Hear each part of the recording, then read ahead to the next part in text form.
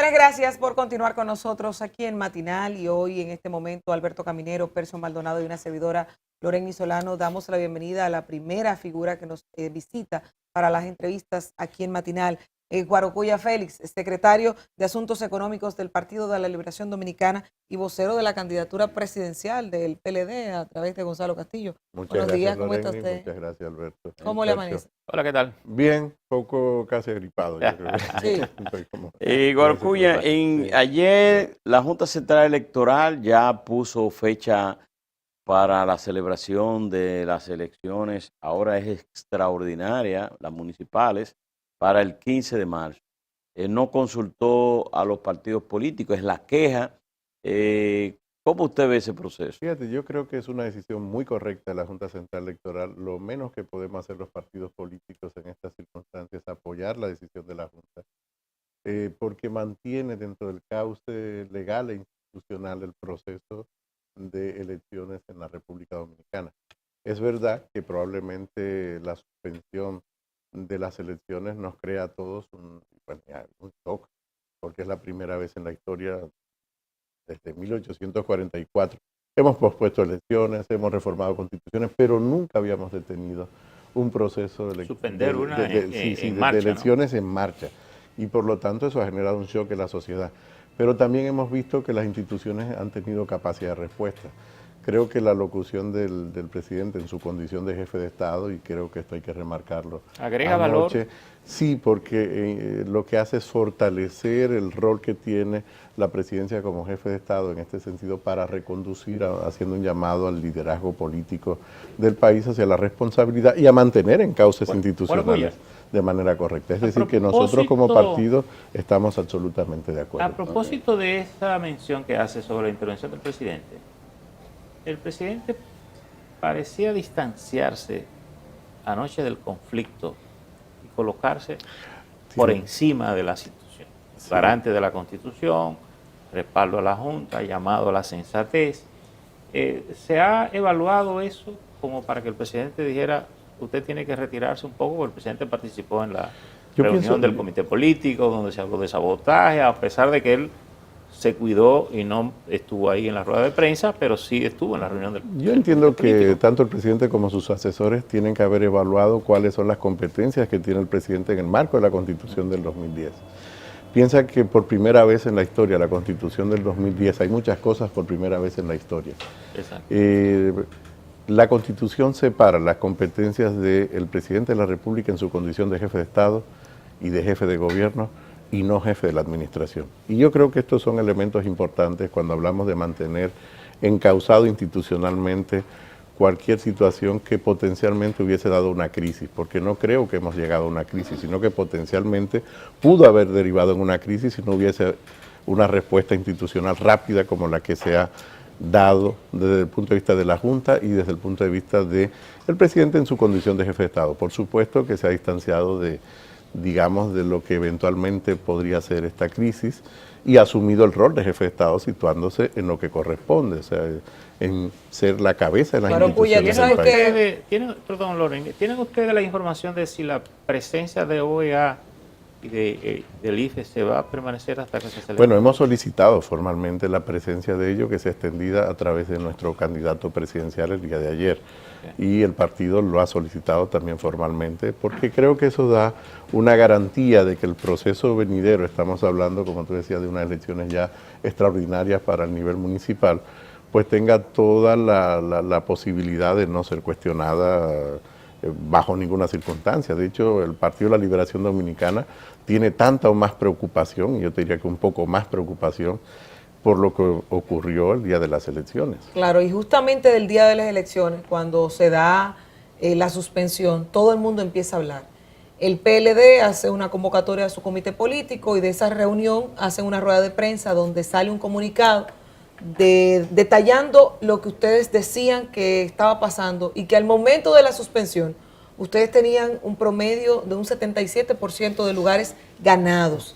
Cosa que nosotros lo comentábamos ese mismo día y decíamos, ¿cómo puede ser que el PLD sepa que estaban ganados? ¿Cómo puede ser que la oposición sepa que estaba ganada? Y a esto se le suma el ingrediente de unas declaraciones del presidente interino del PLD, Temístocles Montaz, ayer, en una emisora de radio que dicen que el PLD tiene un sistema para saber quién votó, cuándo votó, a qué hora votó y por quién votó. Entonces eso tiene altamente preocupada a la población dominicana porque dicen, ¿qué es eso que tiene el PLD? ¿Nos están hackeando? No, lo primero es que cuando el partido emite el comunicado, realmente creo que debió de haber dicho efectivamente que lo que teníamos eran proyecciones, no teníamos exactamente un dato en firme para el cierre. Lo que nosotros habíamos proyectado, y eso lo dijimos muchas veces a través de los medios de comunicación y además a toda nuestra militancia, a los diferentes niveles, porque era parte de las metas que nosotros teníamos, es tener en torno al 70% de las candidaturas a alcaldías a nivel nacional.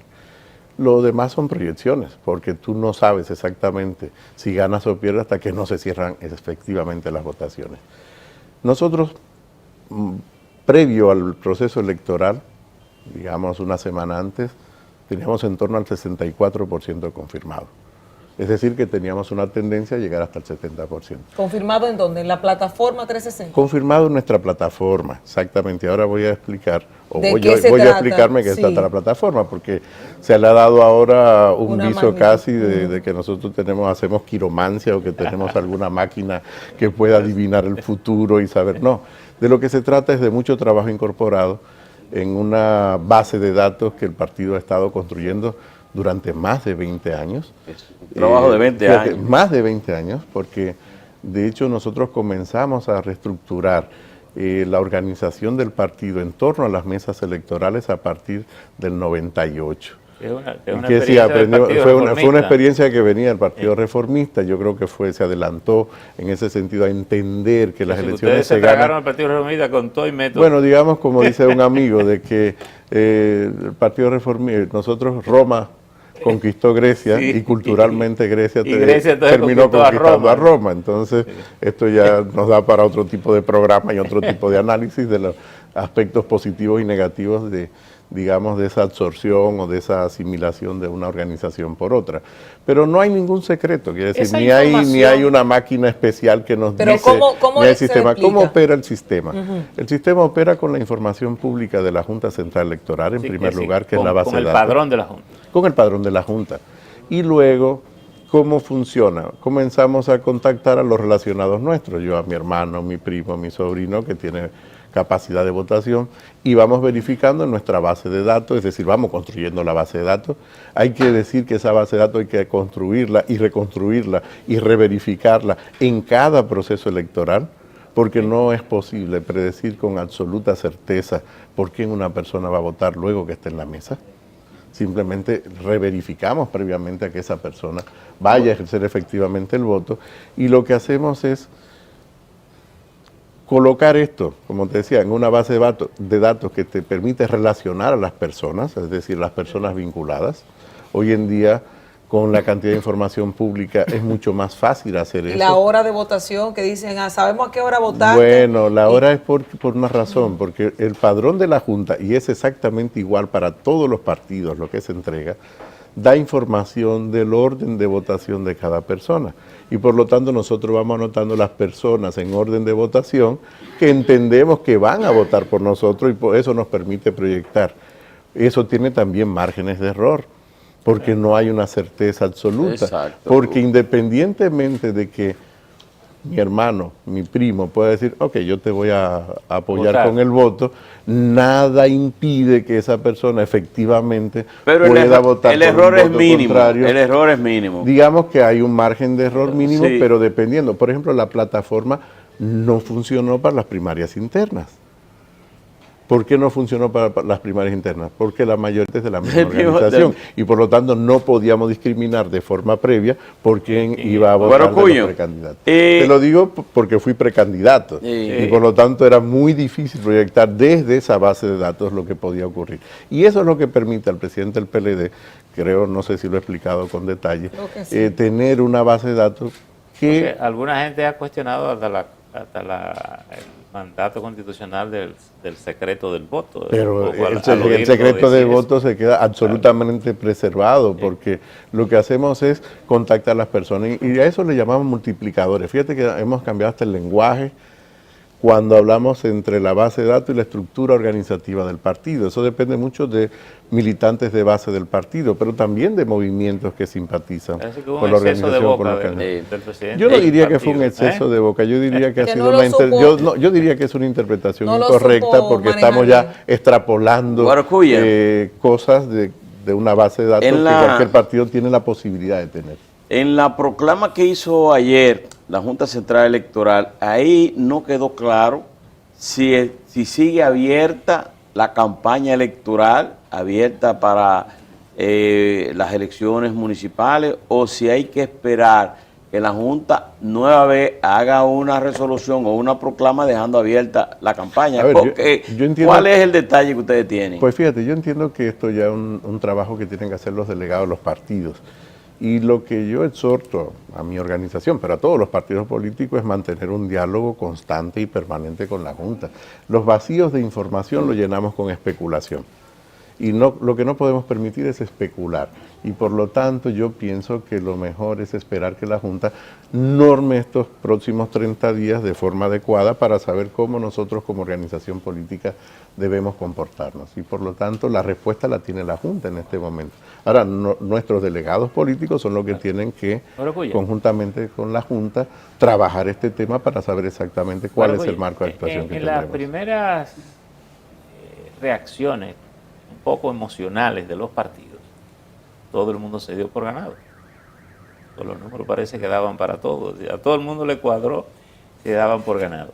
En esta suspensión, en este llamado de nuevo, y que en 26 días vamos a votar de nuevo estas municipales, ¿se puede tener una idea de las afectaciones que puede provocar? Yo creo que es muy pronto para poder decirte cuál es el impacto que puede tener.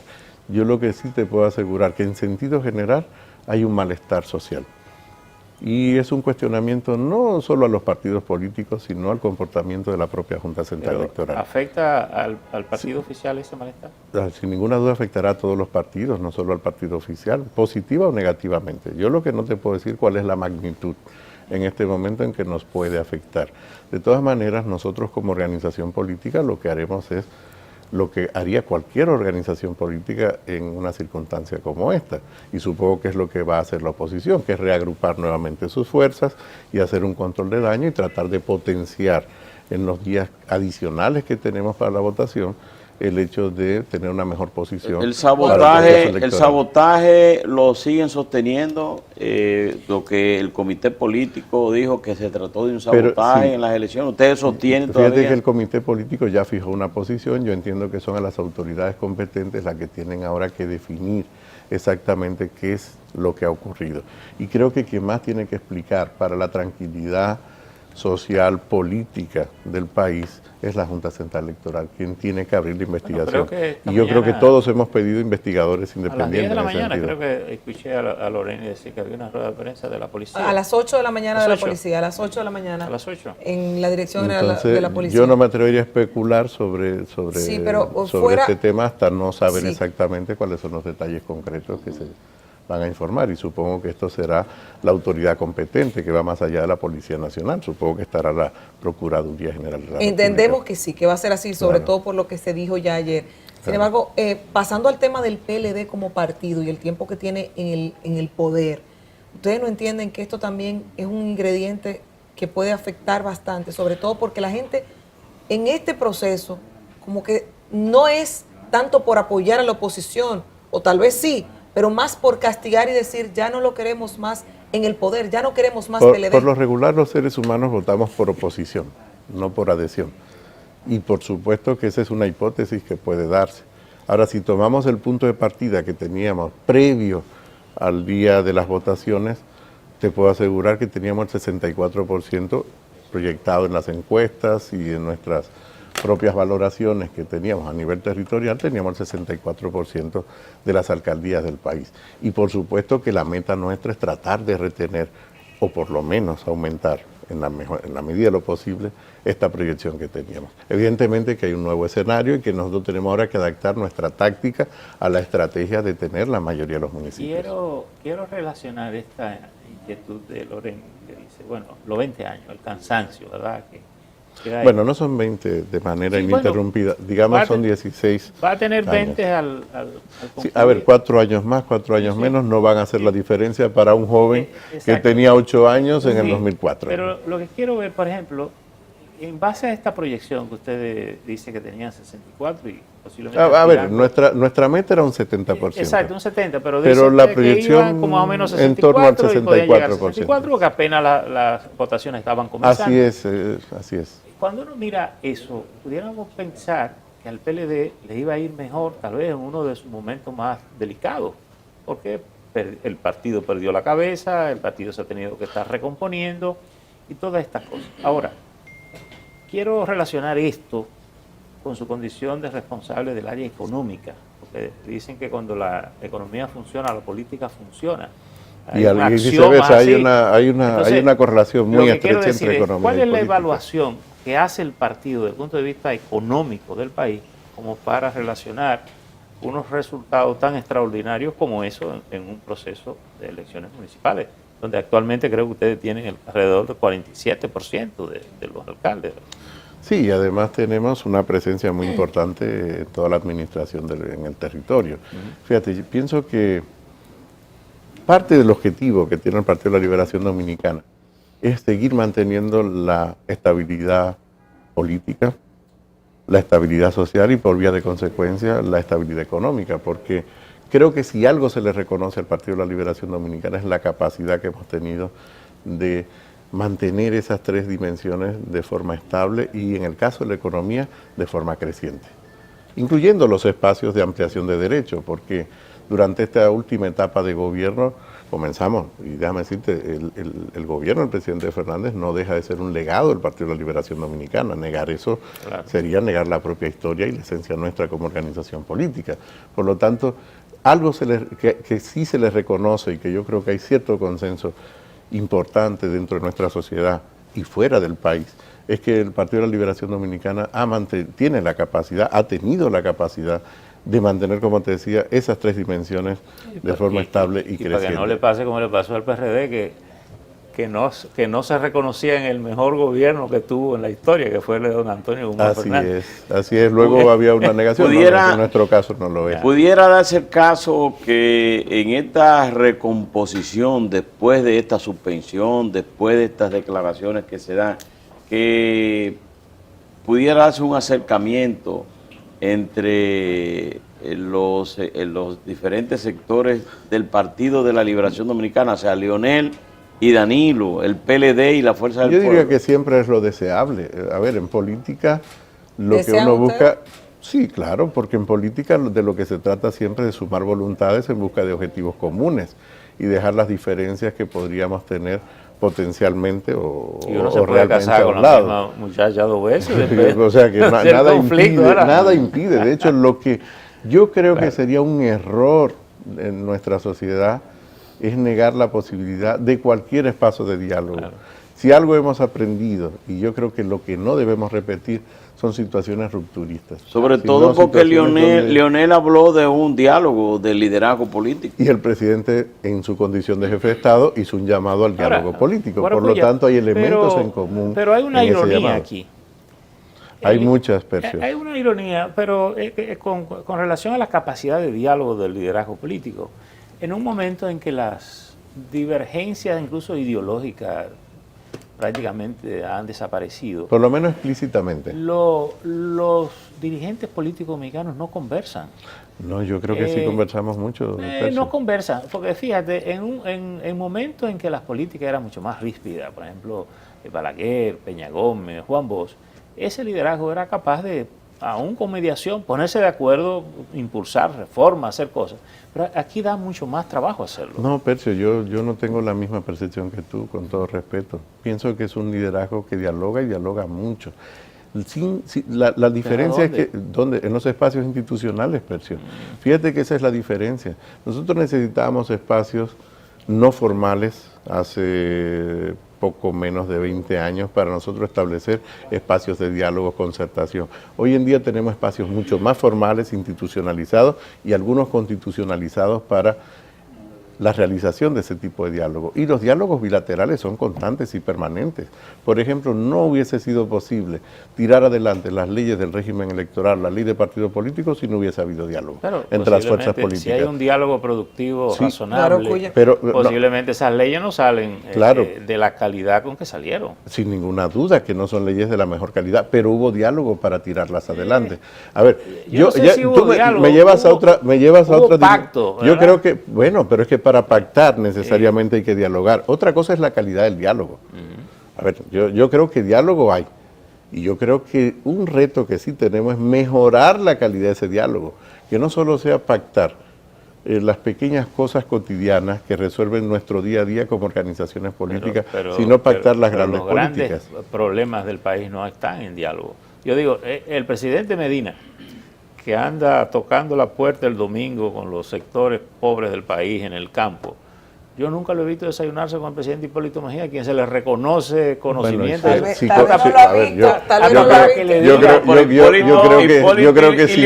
Yo creo que si con alguien se ha reunido el presidente Medina es con el presidente Mejía. Y bueno, en mi caso te puedo decir que es el único expresidente que me ha visitado en todas las instituciones que he estado. Está bien, pero lo que quiero decir es que dos figuras así. Es Luis Abinader y Leonel quienes no se han reunido. Que una gente como Hipólito Mejía le puede decir al presidente, mira, la mata que está sembrando en tal montaña. Yo creo que siempre el diálogo es necesario y probablemente nunca la cantidad de diálogo en sí misma sea suficiente. Y yo creo que el reto es dar un paso más allá de ese diálogo. Creo que hay diálogo. ¿Tú sabes cuál es? Mejorar la calidad de ese diálogo en función de lo que tú estás planteando. ¿Quiere que le diga una cosa? De objetivos comunes. Leonel Fernández y Luis Abinader han tenido dos coyunturas de intereses. Primero, cuando estaban contra que formaron la Constitución. Ambos fueron incluso montados en patineta para el Congreso Nacional. Ambos tienen un acuerdo político ahora y ninguno se ha reunido públicamente. Y cuando los medios hemos dicho hemos sugerido que se han reunido, ambos sectores salen a denunciar eso como si fuera algo pecatorio. Bueno, pusieron eso ya le corresponde ahora. Yo entiendo que decir, ese liderazgo. Pero fíjate que si nosotros comparamos incluso el país con la región, probablemente es el liderazgo que más dialoga. Y yo estoy de acuerdo contigo, necesitamos diálogo, pero desde mi punto de vista de más calidad. Mira, Guarapuya, hay un punto dentro del Partido de la Liberación Dominicana que tal vez por el tiempo que tiene, estos 16 años, y por la situación de tener tanto poder y de enrostrar el poder a otras personas en el país, se le ve una imagen fracturada. Y digo una imagen fracturada porque tal vez hay gente que el PLD nunca le ha hecho ningún daño, pero no quieren saber del PLD, que no se da cuenta tal vez de los beneficios que podamos destacar del gobierno, el 911, la tanda extendida, lo que sea, pero entienden que el PLD debe salir.